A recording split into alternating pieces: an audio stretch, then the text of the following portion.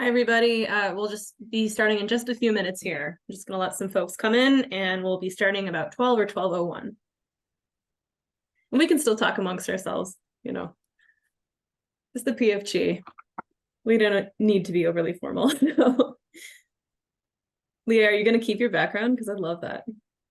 I might as well. I mean, it's relaxing me to look and see the waves, so I'm just gonna do it. 100%.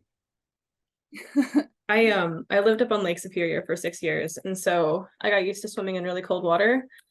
And so Wow. I've never really swam south of, I think it was like Maryland, but warm water is like utterly perplexing to me. Like it's like bath water. It's like, what do you mean? Like so darn warm. So like the concept of these tropical beaches is very just, I don't know.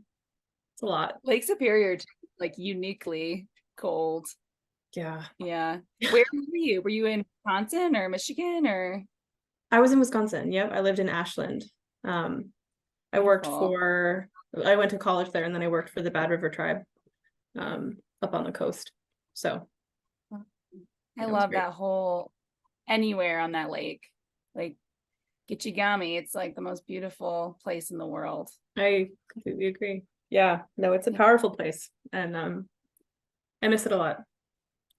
I live in the Yeah. city now, so things feel a little bit different. Which city? I live in Madison? Madison. Nice. Yeah. All right, we It's got nice folks to see your smiling face. in. Welcome, everyone. Hello. Okay.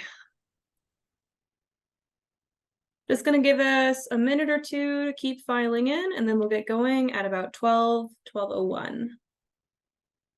So, okay. Well, I may as well get started. Well, good morning, everybody. Thank you for participating in this year's Perennial Farm Gathering. Welcome to the Southwestern Tribal Agroforestry Outreach Program session. My name is Devin Brock Montgomery, and I will be moderating this session. I have a little bit of housekeeping I wanted to share before we get into it. So to begin, we are recording all of our sessions, so you will have access afterwards to any presentations given during the conference, even sessions you didn't attend. One exception is Dr. Kimmerer's pre-recorded talk, which will be available only until this Saturday, December 9th, but her live Q&A will be accessible with all of the other recordings. We ask that everyone follow some additional simple Zoom etiquette. Please double check that you are muted and remain muted during the presentation. You can utilize the chat to ask questions and connect with others around the subject of this talk.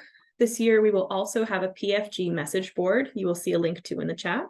I'll take care of that in just a moment. There you can find lots of great resources, including contact information for attendees who opted to share, speaker information, and a Jamboard for sharing creative inspirations. So most sessions are on different Zoom links and are staggered so as to provide some buffers to facilitate continued hallway-like conversations with in-person conferences. We're trying to kind of create that space as much as we can. So feel free to stay, exchange information, and network, do everything you need to do. There's no hard stop times here. With that, we are going to get right into it. I'm happy to introduce the panelists in this session in order of presenting. First, I'd like to welcome Alicia Thompson with the National Young Farmers Coalition. We are also joined by Leah Potter-Waite with the Quivira Coalition. Alicia and Leah, thank you so much for joining us, and you can take it away. Great.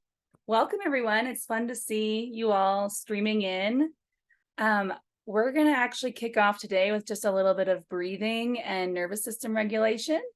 I feel like we're all living busy lives, and you probably just came from another Zoom event. So let's just take a minute to relax into our bodies. So if you want to close your eyes, you're welcome to. If you want to keep them open, it's totally fine. Just tune into your body. Tune into your breathing. Notice what it's doing. Maybe it's getting a little bit stuck or feeling a little short. And see if you can gently coax it into deeper, longer breaths.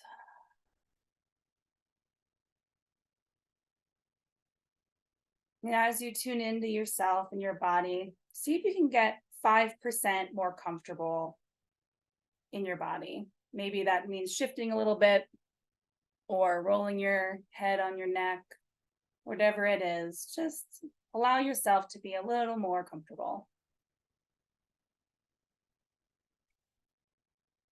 And then I learned a real simple nervous system technique that you're welcome to do with me. And basically what it is you'll inhale and open your arms out wide if you have space. If you don't, you can kind of shrink it. And then as you exhale, just give yourself a hug. We'll do this 2 more times. Inhaling, arms out wide. And exhaling, giving yourself a hug.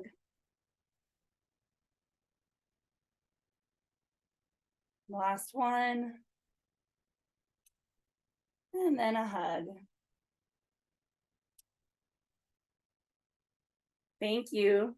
And you're welcome to open your eyes if they're still closed. And we just are so glad you're here and interested in this project. Alicia and I are so excited to share about it. And throughout the session, take care of yourself, breathe, tune into your body. And I'll pass it to Alicia to introduce the project.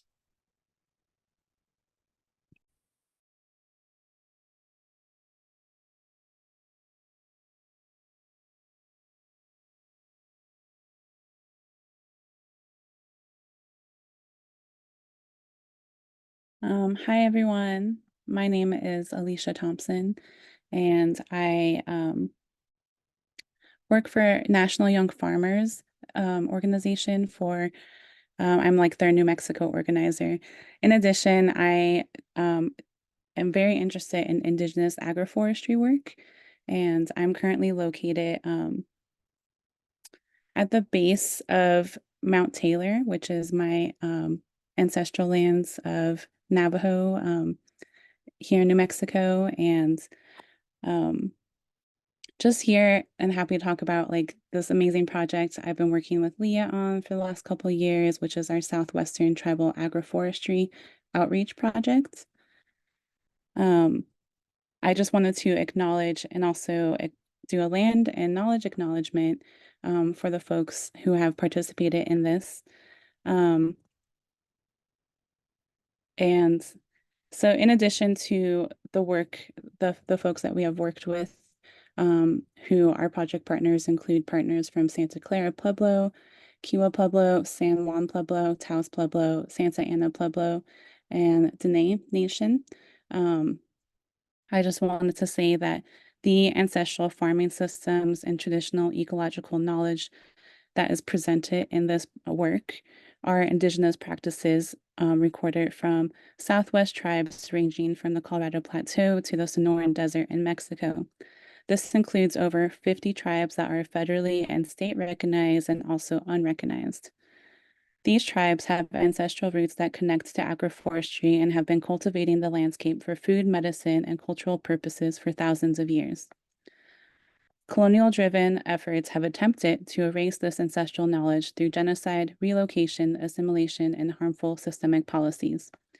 These actions over the past 500 years are directly correlated to issues in indigenous communities of loss of land, culture, language, and overall health and wellness. Community members from Native nations like Zuni Pueblo, Hopi Pueblo, Taos Pueblo, and many others have continued to honor and pass on ancestral farming knowledge. These indigenous farming practices are reflective of current agroforestry values. And with that, I invite folks to share in the chat where they're located on indigenous ancestral lands. And I also invite Leah to share as well. Thanks, Alicia.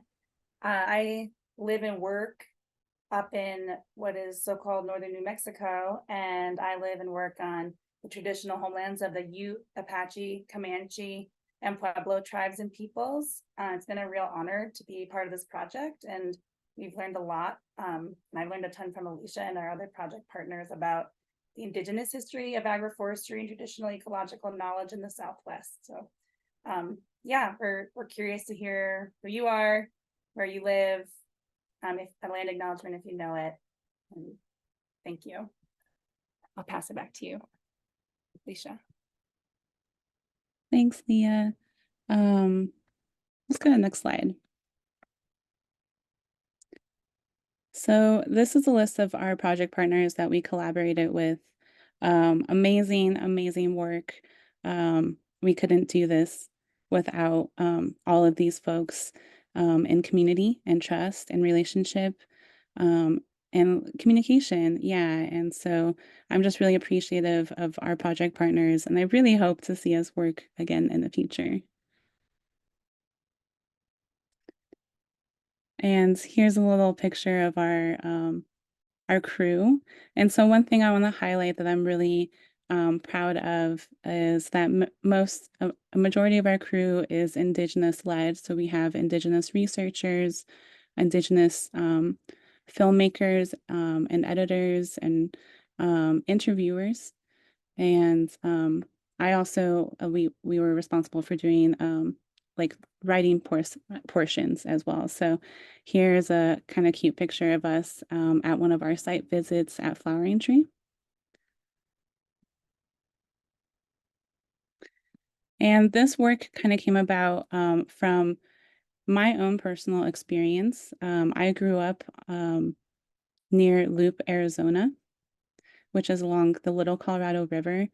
And my family land has an extensive open grazing history, which has led to the reduce of vegetation cover, the incising of our riverbanks, so the water is no longer coming up and flushing out onto the bank sides. And also we have an abundance of invasive species that are taking over. And with that, I also come from a community that is a food desert. And so for me, even here in New Mexico, where I'm located, I'm actually located in the Laguna Pueblo. It's for us to receive our own organic food, I have to drive into Albuquerque, which is an hour each way. And to me, that's no longer organic when we're driving that far to receive healthy, nutritious foods. Next slide, please. And just like some of the work that I was kind of looking into was seeing how ancestral knowledge can be used for ecological restoration. And there's a lot I could talk about, and a lot of this is in our work too. But just one small example is that we have these check dams, which are part of an agricultural structure. And with over a 3-year period, this is a study in Tucson, folks put in the rock structure, and slowly within a year, you have sedimentation building. That's that picture B. And then the third year, the C picture shows the increase of vegetation. And that's just with that one rock structure. And so with this kind of exploration, Quivira and many of us collaborated together to continue researching this, especially from an Indigenous lens.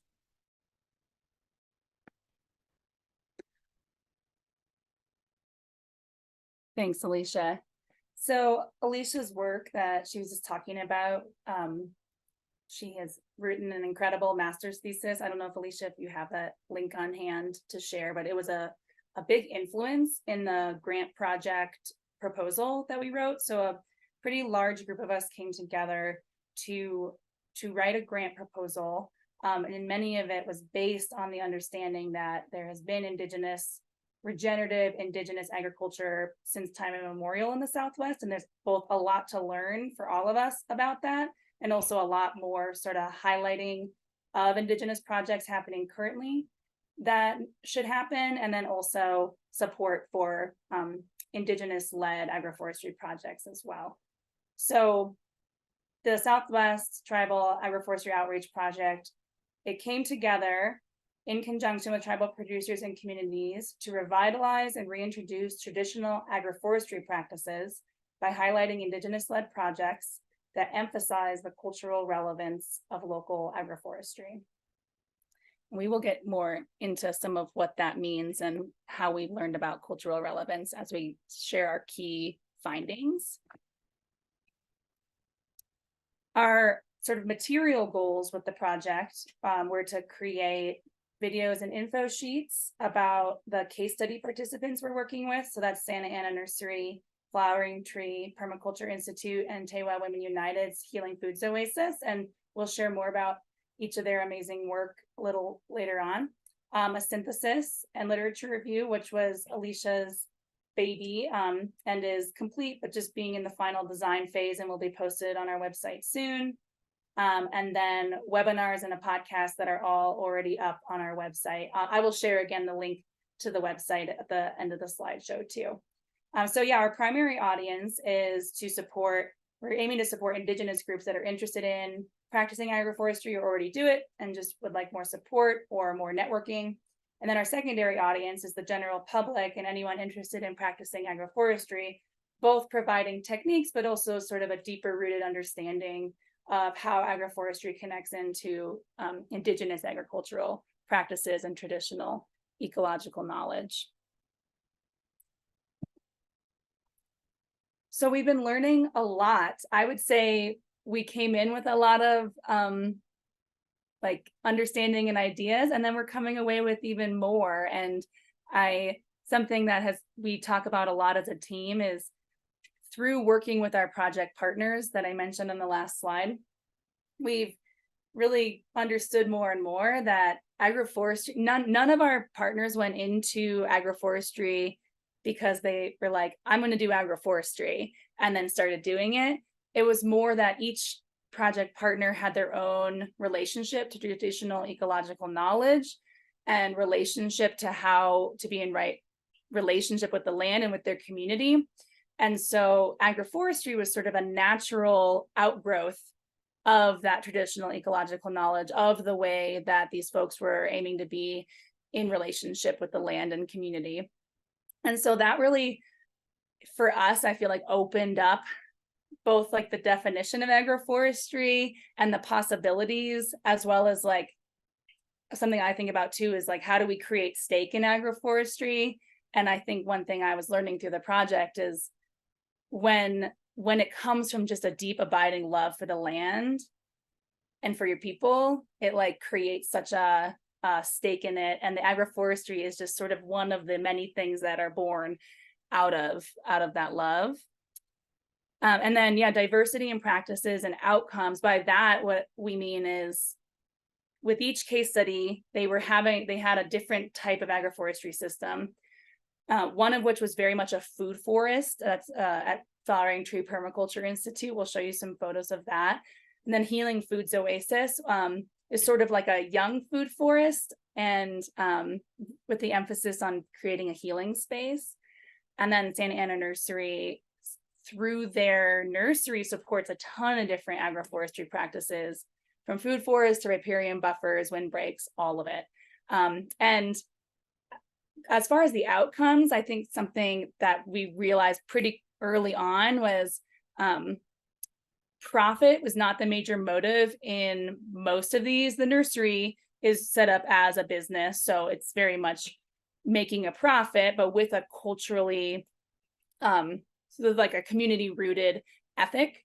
But the outcomes of the agroforestry practices that we saw were very diverse. So the goals were growing food for the community, growing culturally and ceremonially important products for the community, healing spaces for women who have experienced violence at the Healing Foods Oasis. I feel like the goals of the agroforestry are so diversified and so rooted in community that it really expanded our understanding of what agroforestry is and could be. All right, I'm going to pass it to Alicia. Thanks, Leah. Other highlights and lessons learned is about data sovereignty. And this, I think, also goes hand in hand with our community and relationship development. For us, it's very important to hold a trusting relationship with our tribal partners, and to make sure that it doesn't feel extractive, and that cultural knowledge that is shared is being willingly shared, and that and on every level with our project partners. And so there was a lot of review process and going into this to make sure on every level that people's voices are being like authentic, and it's not being like cut out or shortened in any way, but also just really uplifting, the indigenous, I would say kind of like, yeah, the knowledge that is being shared in that. And for me also, I thought was really important for lessons learned is our community and relationship development. Um, yeah, I think that working with Leah and with our project partners, it really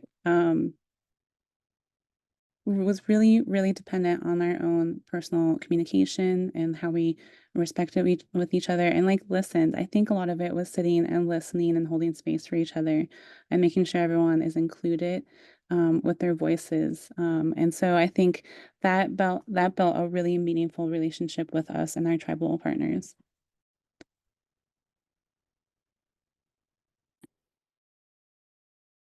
Thanks, Alicia. So another part of our key takeaways is what we were learning and how we were learning to respect tribal processes. And I'm a relatively new white settler in New Mexico, so I felt like I was learning a ton along the way, but I know we were all learning too. So yeah, we were working with our case study partners to understand what were the tribal processes that they had to go through in order to get any material approved. And so we were working with both our tribal partners at the various nonprofits or the nursery, as well as for certain partners also working with the tribal governments to make sure that we were moving ethically through the processes of review. And that's connected to the next point, is just like Alicia was saying, there were lots of like iterative processes with the review of the materials, which really helped both, make sure I'm repeating what was just said, but it feels so important, just like making sure that people are sharing what they want to share and getting a chance to reflect on anything we're about to put out. I also wish our videographer Tristan was here. Tristan Chi, if you ever need an amazing videographer, he has a lot of incredible value around storytelling that is not extractive. And I feel like just this team of partners like really cared about being in good relationship with folks. And I will also say that I think I forgot to mention in the beginning, this project is funded by the National Agroforestry Center. And they've been really patient with us and also asking for feedback from us on how things are going. And it's been really great to be able to have this take the time it takes. I mean, we're doing our also best to work within deadlines and everything like that. But having such a large team and having so many review processes and so many hands on deck is such a special thing, and it takes time. So it's been really nice to work with Kate McFarland and National Agroforestry Center and know that they really genuinely value the work and have been like patient with us. And I think all of these people coming together, including NAC and all the project partners, and emphasizing like relationships and having that be the thing we lean into has allowed everything to feel really in alignment with our goals and values.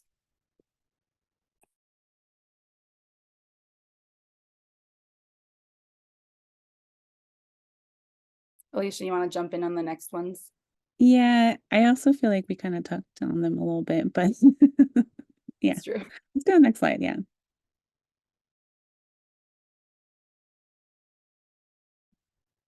I can talk on this a little bit. Okay. So one of our project partners, I just because I love Flowering Tree so much, but this is a 35-year-old food forest located on 1/4 of an acre in northern New Mexico.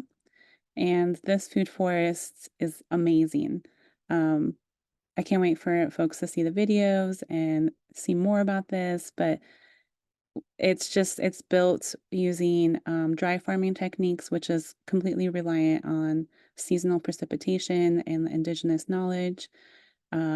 This forest has progressed so much over the 35 years that there's bamboo growing naturally in there, which is amazing. It has all the elements of agroforestry. There's animals incorporated in there. It's a wildlife habitat for migrating species along the Rio Grande River. It's provided food for the family within that area and the community, and just like a place of knowledge.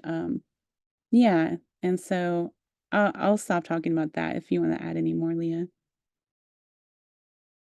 Yeah, I think both Alicia and I are maybe some of the biggest flowering tree fangirls you can find. I mean, just could rave about Roxanne all day. So just please go check out their website. At the end of this, we'll share our website, and it has links to Flowering Tree and the Tewa Women United and the Santa Ana Pueblo's Nursery. So please do check it out. It's also an Alicia's synthesis that'll be posted soon on the website about Roxanne, and we have a podcast episode with Roxanne that is already posted. So if you want to feel incredibly inspired, go learn from Roxanne. And here's more cute photos. She sort of does like silvopasture light with a few multi-species grazing, just a small flock there under the trees. Sorry, this one is blurry. And then we're also working with Tewa Women United, and as part of their women and gender advocacy work, they have a garden in the city of Espanola, and they worked with the city to create this garden. And if you want to learn about that process and how they set it up, there's a webinar on our website that features them, and it's so inspiring to hear how they figured this out and created this garden. And there's a lot of traditional plants that are important to the tribes locally, and also it's meant to be a healing space for women who have experienced violence. And so not only is it designed in a way that is healing, but also there are plants that have healing properties. And it's just amazing to think of all the ways that agroforestry and traditional ecological knowledge can have so many benefits that can even touch into mental health and healing. Alicia, do you want to share any more about Tewa Women United? I just will plug the webinar because I was blown away by the work that they put in. I've seen the garden about 5 years ago, and it's just amazing to see how much it's grown over that agroforestry time. So please check out the webinar. And then our final one is actually a video of Santa Ana. There will be videos for all of them, but right now we just have one video posted. So Ray and Devin, am I set up for videos right now? Is this going to work out okay? Sound That's share? good to me. Oh, I got to share computer sound.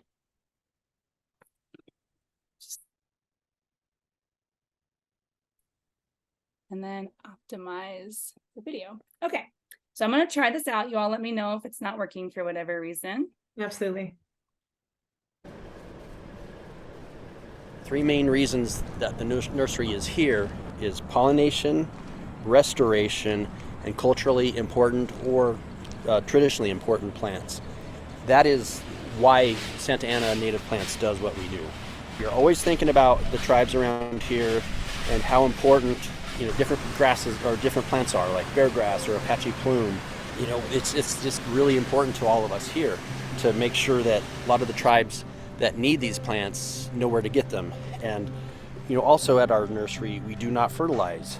We do not spray toxins, because with culturally important plants, we don't want to have toxins in our plants. I don't want pollinators being toxified. I don't want people using the plants for culturally important purposes to be toxified. I want the plants to be as as natural as possible. So that to me is very important.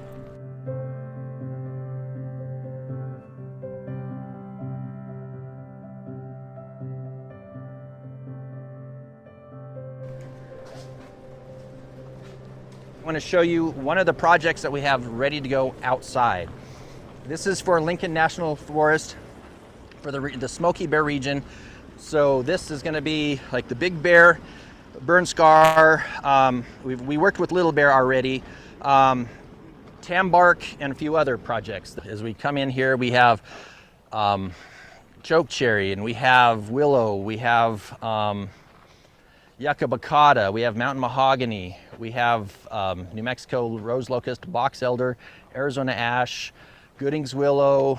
We do have some peach leaf willow as well.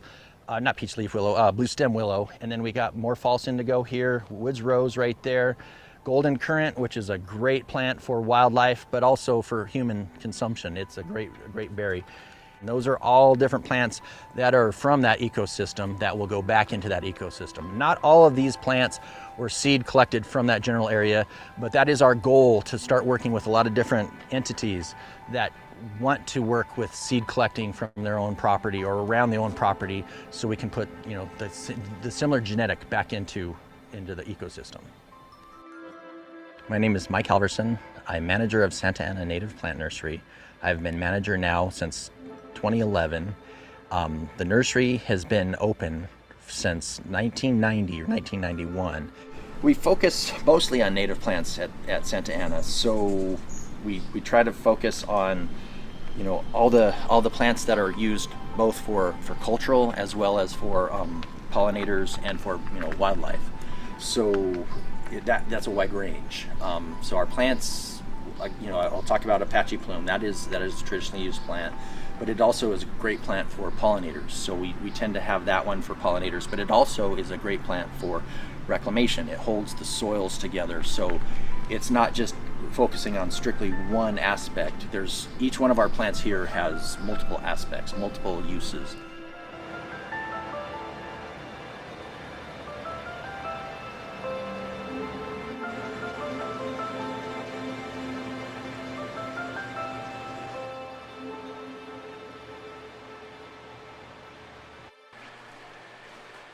My name is Elliot Shihei. I'm from Pueblo, New Mexico, and my position here is a nursery tech. The most experience I probably got is just at home at the farming with my grandpa. A lot of tricks that they knew way back then I still use. A lot of people go to the technology stuff. I still use a lot of the old ways to grow chili, corn, stuff like that. But when I came in here, my uncle used to work here, and he was the field supervisor. He retired, and I got in, and all of a sudden I was a field supervisor. Didn't really have much knowledge about all this, how this whole operation worked in here, but through Mike and co-worker Katie, that stores all the plants for us, I've learned a lot which plants need to be stratified, which plants go in what size pots. When you see the product come to fruit and everything, when you see your family picking it, you feel that energy. Okay, I started this from seedlings, now they're this big, got the family eating off the land, not buying it, and makes you feel great.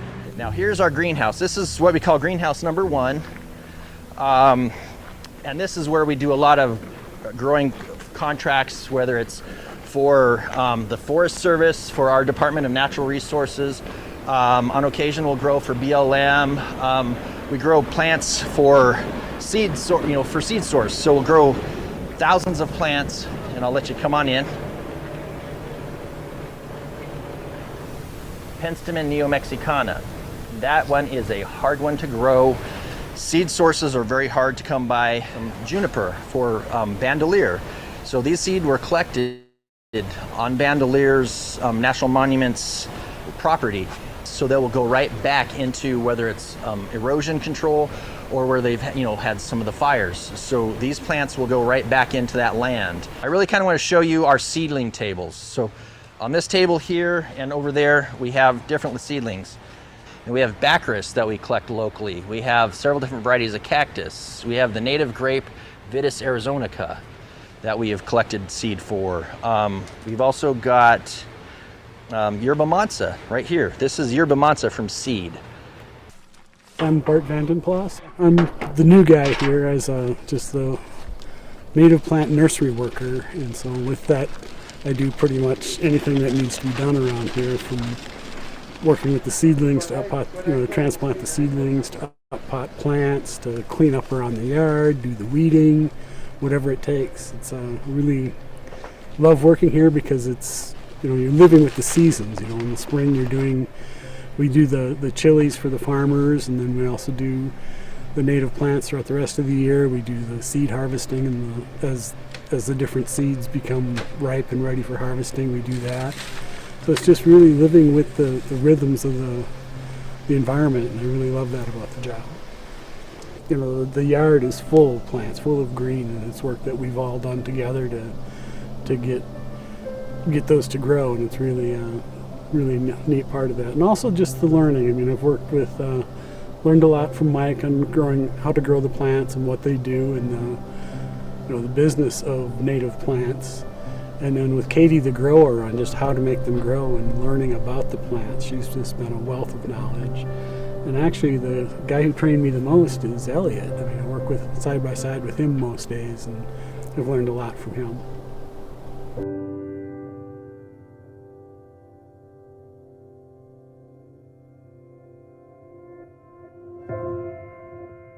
But here's the bear grass that we had talked about a little bit earlier. This is also a very widely traditional used plant. Bear grass is traditionally used with a lot of tribes around here, and so culturally it is gathered out amongst the land, and on occasion it's probably taken a little bit more than it should be.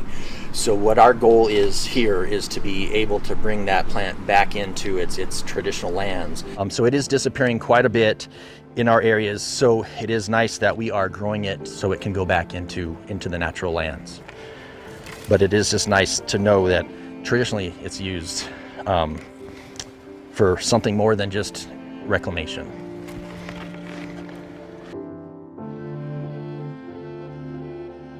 A lot of tribes around, if they have a traditional plant that is used or a cultural plant that is used out in the wild, but it's slowly disappearing, we want to be that nursery to kind of maybe bring it back to health on the land. There are several plants that I've been in talks with a lot of the different tribes where they're saying, hey Mike, we are looking for this plant, we can't find it anymore. How can we get it back onto our lands? I try to find out what plant they're talking about and see if I can find out the scientific name. And if I can find out the scientific name and find out where it grows, then maybe we can try to grow it with respect to what it's being used for, and put it back into the land so it can be used for generation after generation to come, instead of being gone from the land.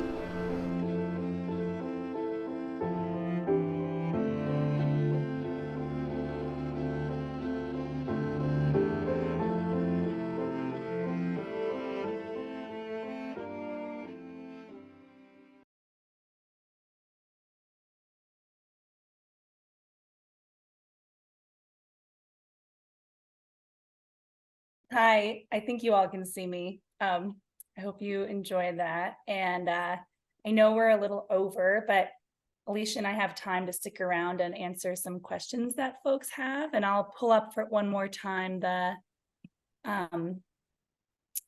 website in case you want to write that down, although I saw Alicia put it in the chat too. And you're also welcome to email me. And Alicia, I don't know if you want folks emailing you and you want to stick your email in the chat too, but we're super excited about this project and to share it with you. We're so grateful for the chance to share it, and we're here for questions if you have them.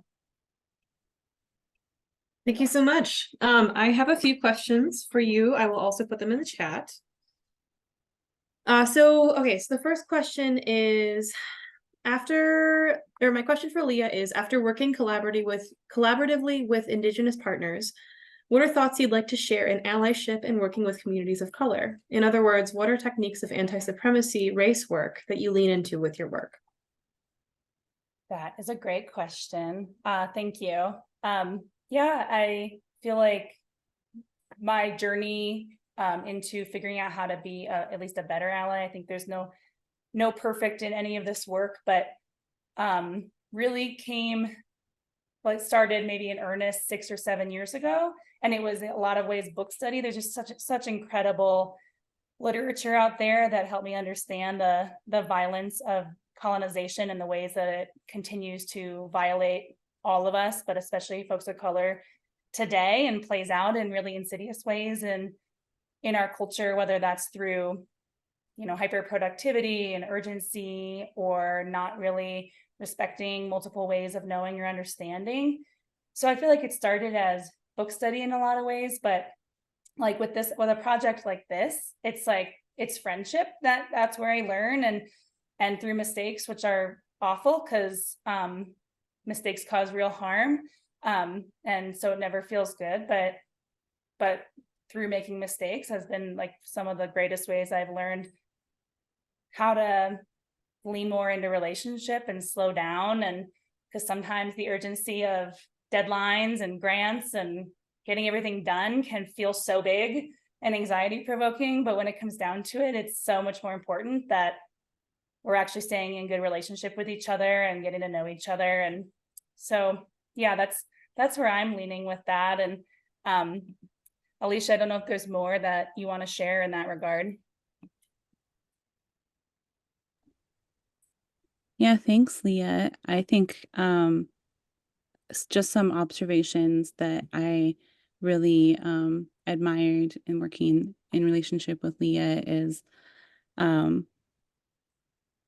would say that she really was like I don't know how to say it, but she was like the middle person, in between like us and the USDA and all these other folks. And so she managed to advocate for us, and I knew that we always, like, she had our backs no matter what, on like any processes, which was amazing, to have someone that could be that middle ground person.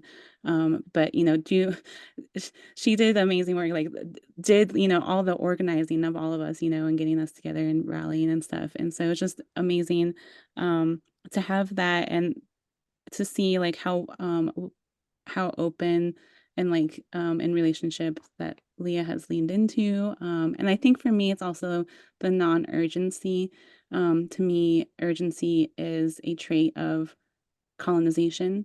And that was something that we are constantly going up against, is this constant sense of urgency and deadlines and stuff like that. And it's just knowing that this work is going to get done, and it's amazing, and it's taking time, and just knowing that we have these people who are supporting us, and not like going against that. So yeah, that's my 2 bits. Thank you so much, Alicia and Leah. Alicia, if you have time, I have one more question for you. And that question is, after writing your synthesis that reviewed historical and modern Indigenous agroforestry, what are your thoughts about how to support Indigenous-led agroforestry into the future? Yeah, thank you. I actually will share a little bit that I wrote in the synthesis pertaining to this. So this is just a personal note I added in my synthesis, but as a landless Indigenous farmer, I have worked with many Indigenous land stewards with and without direct access to land and resources. These are the folks who are cultivating ancestral foodways with modern technology to open up pathways to healthy foods in our communities. These communities have faced multiple generations of colonization attempts to separate and abolish these seemingly savage cultural practices, yet now this ancestral knowledge presents a sensible guide to living abundantly in an arid climate. In my experience, direct access to Indigenous lands for farming and ranching purposes is irregular, multifaceted, and not easily accessible for myself or my fellow tribal members. There are a number of Indigenous farmers who are leading the path of Indigenous agroforestry and who are reliant on the use of land outside of tribal lands for their projects. Less than 1/3 of our tribal members currently live on indigenous lands, and many of these households are overcrowded. The stats alone show that there is a direct need for equitable and long-term access to lands to be made made available to current and for future generations. Additionally, I'll just finish up in saying that I think it's just what I also recommend when we're looking at grants and grant funding and like farmer success with these indigenous agroforestry practices. I feel that there's a need for equitable access to resources that can be available to not just like tribes, but also indigenous individuals, businesses, and also co-ops and collectives. Further support could look like living stipends, micro grants, health insurance coverage, mental and wellness support, and providing technical assistance. This added support can help indigenous individuals and communities continue to be leaders and educators in feeding our local communities. And so for me, just in a nutshell, I am a landless farmer. I've been trying to do this work in my own communities.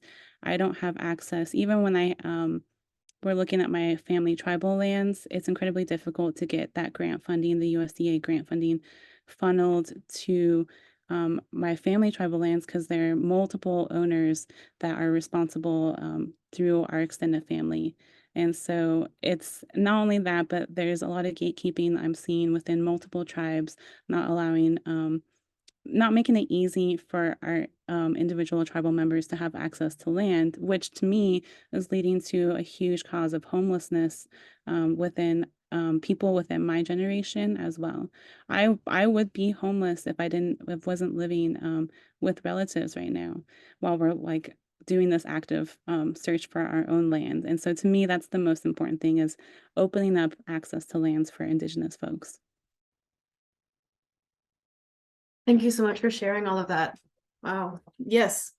I think that it's been really, really valuable. And thank you so much, Leah and Alicia, for sharing these, very personal, very profound stories and ways that people can get involved. And it's truly a wonderful program. I have one more question for you. And that question is, where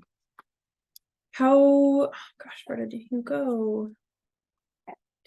Sorry, everybody. Have the videos, podcasts, etc. been published yet? This is really beautiful work. Can those be accessed on the Quivira Coalition website? Yes, indeed. There's still some things that aren't up there yet, like the synthesis will be up there soon, and some information sheets and 2 more videos. So right now we have quite a bit up there already, and then soon we'll have quite a bit more. So please check it out. Please be in contact with us. If you're excited about this work, we're excited to meet you. So, and we really appreciate the chance to be here at the Perennial Farm Gathering. Wonderful. Well, thank you so much, everybody. Again, no rush. We'll be here. The next session starts at 1 p.m. So we got about 15 minutes if people want to hang out, talk. That's all par for the course. So again, Alicia and Leah, thank you so much for presenting today. Really, really appreciate it. And have a great day.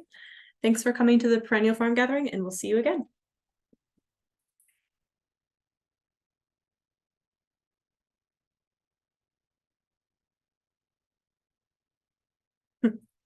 So Leah, I have a question for you or Alicia. Nice to see you, and I really, really appreciated the presentation, and I'm excited about all the materials that you've developed. Alicia mentioned the difficulty in accessing USDA program assistance. And so I'm curious, did any of the efforts that you focused on, had any of those people or operations received any kind of technical or financial assistance from NRCS or FSA that you know of?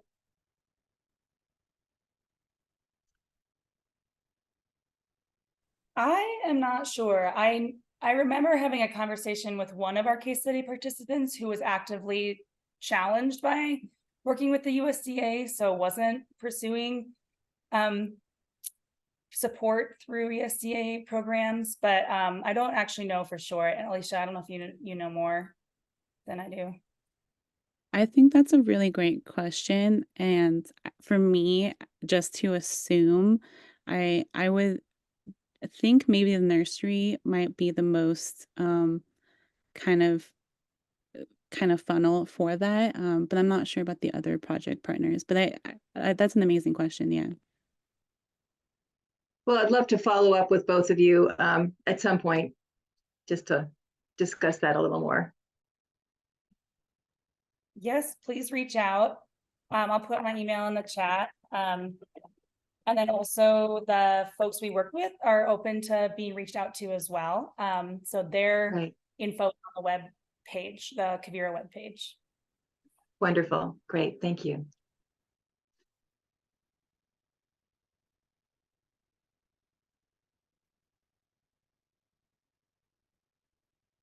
If we have any additional questions, folks can feel free to unmute themselves and ask directly to the presenters.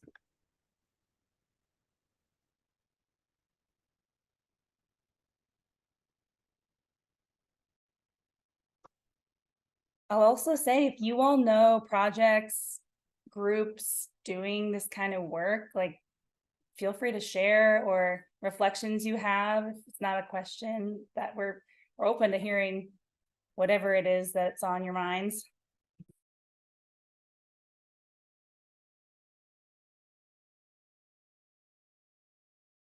I think it's particularly valuable, especially for this crowd, because a lot of the time, you know, because of our location here at the Savannah Institute, we're very focused on like temperate Midwest agroforestry.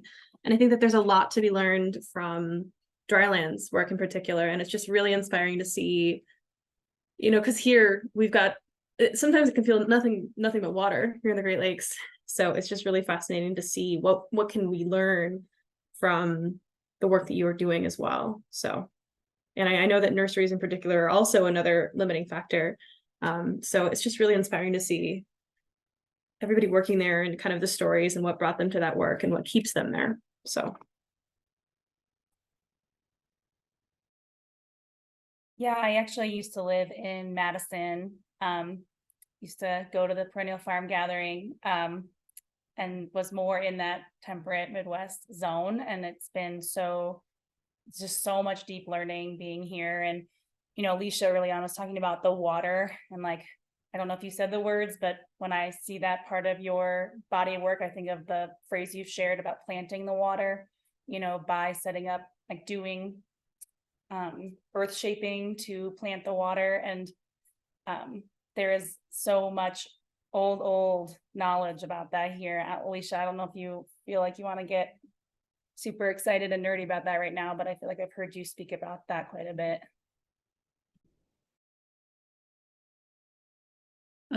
Yeah. Sorry. It's definitely a knowledge that I've heard that's been passed on through, like, to me from my Indigenous mentors from Hopi reservation area. And there's the Hopi Tutsqua Permaculture Center, which is another amazing site for agroforestry. It's actually one of was hoping to have as a project case study maybe in the future with them. And so the work they're doing out there, they're also doing sustainable home building as part of their work, which I think is amazing. So they're incorporating like solar panels and windmills, wind turbines, as well as like adobe home making with their permaculture process. And so for me, when we're looking at not just planting the water, I think it's also planting our communities and like planting these relationships that we're building and nurturing them and taking care of them like little seedlings and babies. Yeah, so I'm just excited to see this work continue to grow. Absolutely. Yeah, I love that. I love that. Planting the water. You know, we really cannot take it for granted here in the Midwest, and it's just so important to remember that. So, well, friends, I think that this is we can wrap things up if that's all right with everyone. We'll see you in the next session. Again, Leah, Alicia, thank you so much. And have a great day, everybody. Thank you. Thank you all for being here. Thanks for hosting us. Yeah, thanks so much for sharing. See everybody soon.